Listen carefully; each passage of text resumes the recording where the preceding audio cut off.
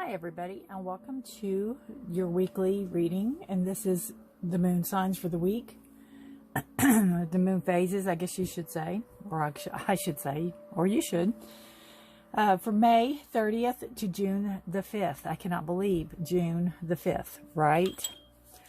And I am using a new deck, and I like it because it breaks it down a little more clearer. If you're interested in more of a precise daily moon meanings, this is the deck for you. It is called the Queen of the Moon Oracle, and it is by Stacy DeMarco, who does some beautiful work. This is the book. And let me know if you all if you want me to do a walkthrough of this deck. I'd be more than happy to. All right, so we're going to kind of wing it and get right to it. I hope the lighting's okay.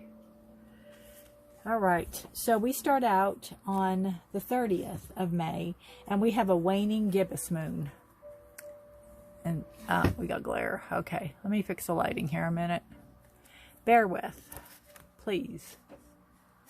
Where's the glare coming from? That's not the glare. Hang on a second. That's not the glare. That's the glare. Right there. Huh. Well. I don't really want to turn it off. Is that a little better? We'll try that and see. All right. So that's the waning gibbous moon for May the 30th. And it's beauty. Isn't that beautiful? I love such a pretty card. So I'm going to, kind of be winging it through the book. I don't want to read every single description and everything, but I'm going to try to pick out the highlights, which I think is pertinent for the week. This says, beauty is like medicine. It can heal even the most broken spirit. Beauty is everywhere in nature. Just look.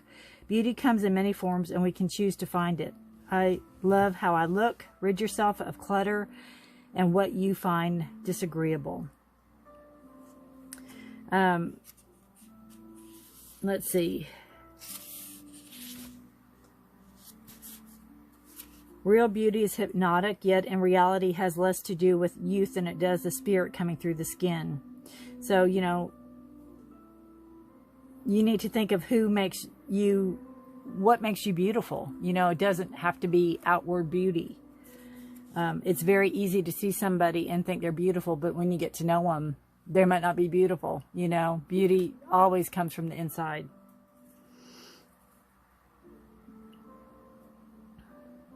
This says, one of the most important differences between the ancient pagan and the modern idea of beauty is that the old ways state there is a need for the core of the self to be developed and strengthened to enable and foster true beauty. This is important two-way double punch, as there's a strong mind-body connection when it comes to both beauty and vitality. So, it's basically seeing yourself for who you truly are. See the beauty in yourself. See what makes you beautiful, not only to others, but to yourself. What makes you beautiful to yourself? What makes you, what do you highlight inwardly? What can you do better inwardly to bring out the outward beauty? If it is your outward beauty and you're gorgeous, what can you do inwardly to accentuate that and show people how truly beautiful you are inside and out? So that is for the May 30th. And then the 31st, we have resilience.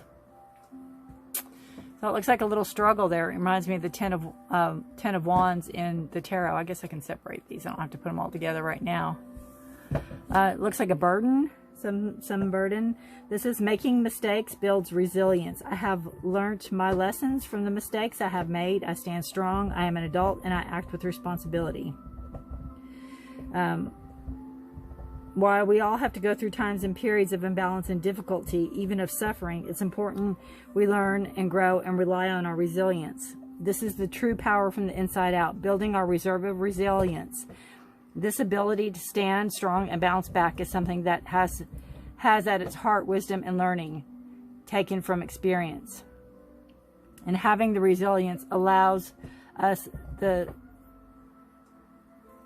solidity and yet the freedom to grow and take the next leap and to the next level. It allows us to reach higher with a stability that makes things less risky and allows us to create with a bit more pleasure.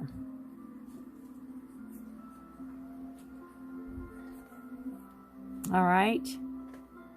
And I like this. Remember, mistakes are simply information gathering. That's it. The less drama and guilt and shame you attach to them, the better. The experience of failure or mistake is simply one of learning. That is all. That's beautiful. All right. And then for June the 1st, we have another waning gibbous, but it is the different phases. And what I love about this deck is that if you look closely and you look up at the sky, you're going to see the moon look exactly like this on this day. And then on the 31st, it's going to look exactly like this on this day. And then June the 1st, it's going to look like that. So that's what I love. I love the whole moon cycle of this deck is just on point. All right, so we have the number 6 waning gibbous.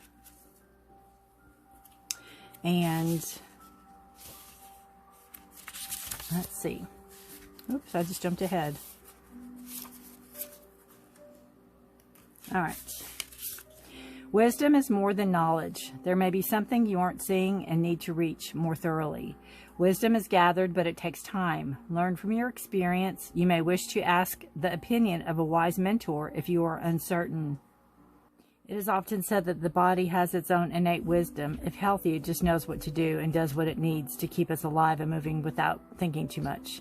Most of the time, we aren't aware of trying to keep our heart beating or breathing when we're asleep. Similarly, we have innate reasoning system, intuition, that allows us to get answers or receive information without consciously thinking. It's that feeling or hunch or information or insight that is just there. Some people believe this is the wisdom we receive from the gods, the very spark of divine voice that is left within us. This is a very old kind of wisdom, and that sits in a very old part of the brain. There's a gathering of knowledge and experience when we discern and learn from this. In the result of acuity, if it is successful in the real world and good in the sense of perception, it's most probably wise. And the getting of wisdom takes time, usually, and we can be impatient and we can cut corners not to see the role we take in our own poor decision making. So human history has very, sorry, my dog's trying to come up in here. Human history has some very wise people starring in it and some not so wise.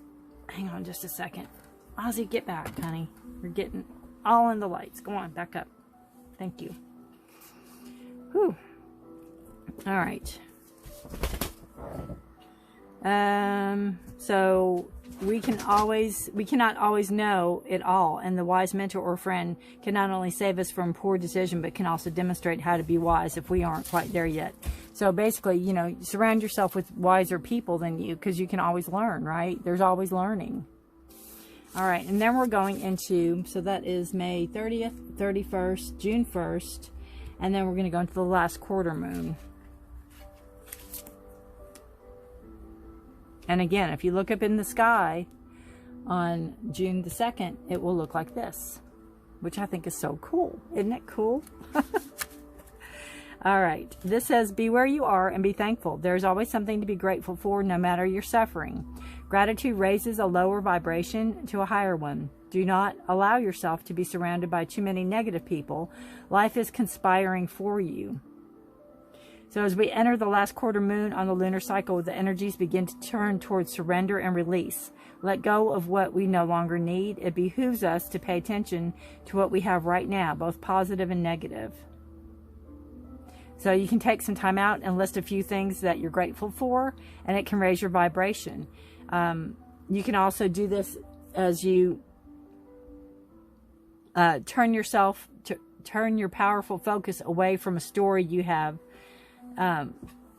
stated to believe, or that started to believe of everything gone wrong, that your life is terrible. You know, think of the gratitude as a balancer, and it will tip the scale. So you want to think positive thoughts, and you want to, instead of, again, the negative, you want to go with the positive.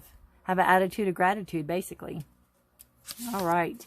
So then we're going to come into June the 3rd, and it is we are going into the waning crescent, and this is waning crescent 1. Isn't that beautiful? It's protection. Protection. Your higher power, however you describe it, is loving and protective energy. You are loved and protected. Identify your fears. You can protect yourself better. Trust in yourself. As the lunar cycle comes to the last set of crescents, the moon is close, and so is the dark moon is close, and so is the fresh start of the beautiful new moon. Here's your chance to let go of resistance, surrender, and let go. Do it with confidence. You may need to feel support from the universe, but you have to believe in the higher power. So basically, trust yourself and do what you need to do. You need to, you know, let go and let it go, and know that it's going to be taken care of. Isn't that beautiful? I mean, look at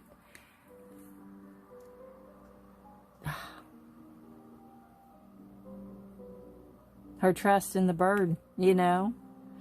That's a beautiful card. So we are in, let's see, the 4th, June the 4th. So we are on waning crescent 2. I know this is a longer way to read the cards, but I think it helps those that are trying to learn the moon phases. And you can always fast forward through this part if you're not interested at all. But I find it fascinating myself. Waning crescent 2 is resistance. Pretty. And again, it looks more like the sun, but that's what the moon will look like. Resistance.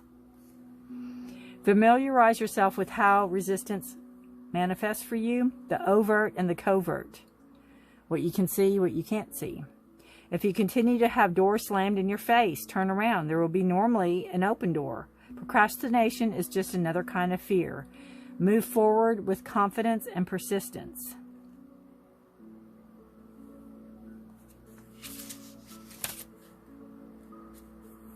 And then it just goes on to describe the covert and the overt. And, you know, when we want to get rid of a bad habit and an addiction to an old pattern, in fact, anything we are thinking of releasing for the dark moon, and feel resistance in doing so, we have a big dose of covert resistance. We must battle the second kind of resistance like we would battle a crafty and terrible enemy. We must raise our shields. Again, raise that vibration up. So it's really it's almost like a week of protection is what I'm feeling. So then we have the third waning crescent. And this will be for June the 5th. And it is surrender. I don't know if that's on there completely. Let's see. Put it right there. Surrender. Isn't that beautiful? Surrendering doesn't mean giving up. Let go of what you no longer need. Stop being so stubborn about holding on to aspects and behaviors that don't align with who you are now. Stop struggling. I mean, didn't that say with the resistance, you know, about letting go of bad behavior or letting go of something that no longer serves you? So we need to surrender.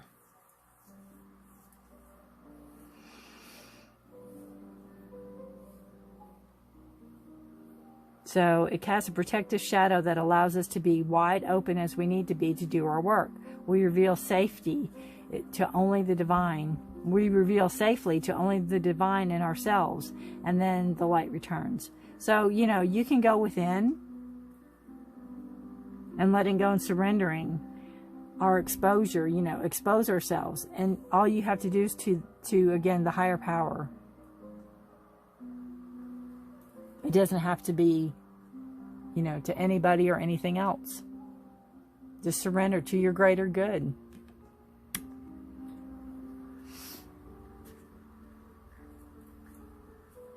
All right.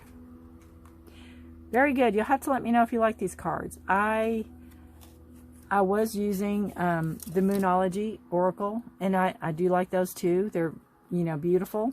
I just feel these are more, I like the different phases, and I like, not that that doesn't have it, but I just think this represents them a lot deeper.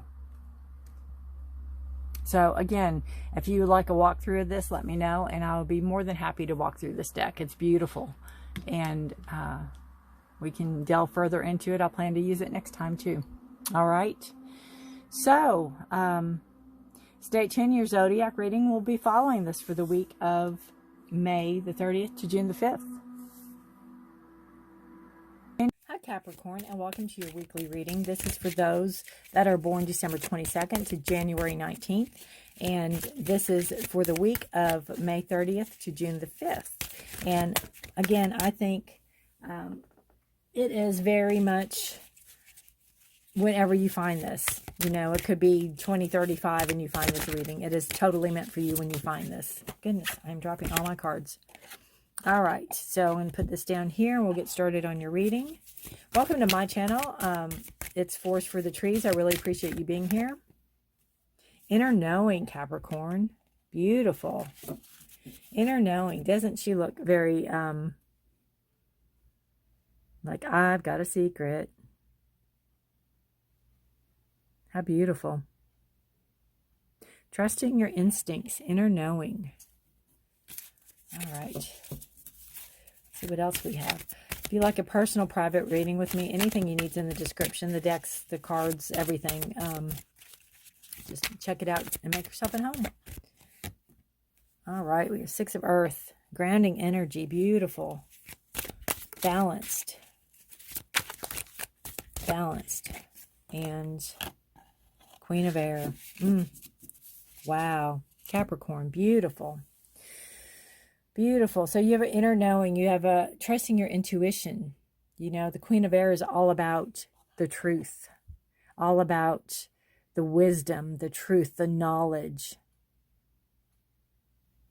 You know, they have a very similar face. They have a very similar look to that. It's like, yeah, I know the answer. I know how to do this. So there's some type of balance that you have going on. You may have found a perfect, as they call it, a sweet spot, you know, where you know what works best for you. And other people can tell you, but, you know, oh, you got to try this or you got to try that, but you know what works best for you. You really are knowing, you're really understanding yourself. You're really understanding your how you work, what works best again for you. The Queen of Air, she is very again, all about the truth, all about the wisdom. She's a queen, so she is gently assertive, but she is a sword sign, so she can be a little bit more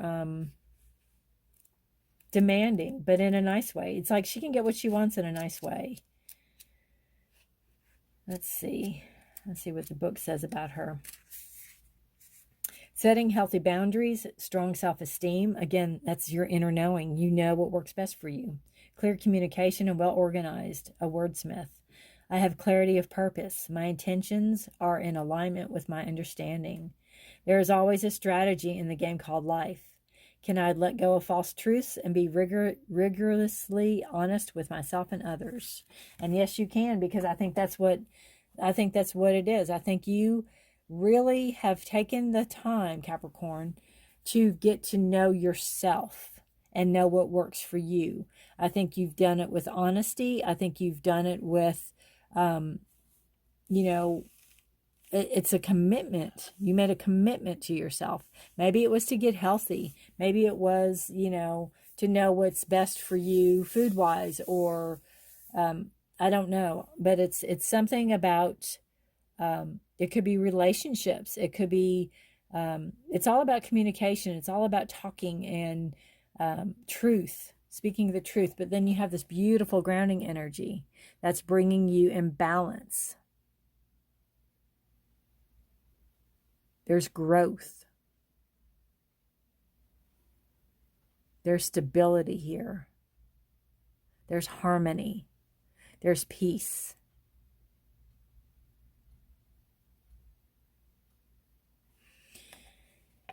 So I think this week coming in, you're coming into your own.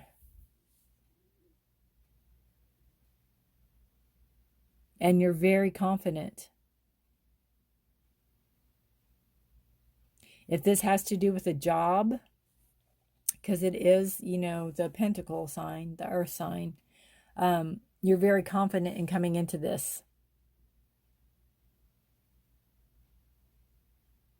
Your wisdom's there. You've done the research. You know what you need to do.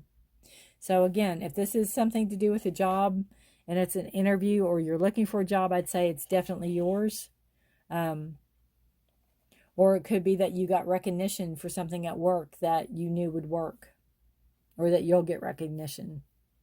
It's like you took charge of a situation that you knew how to do it.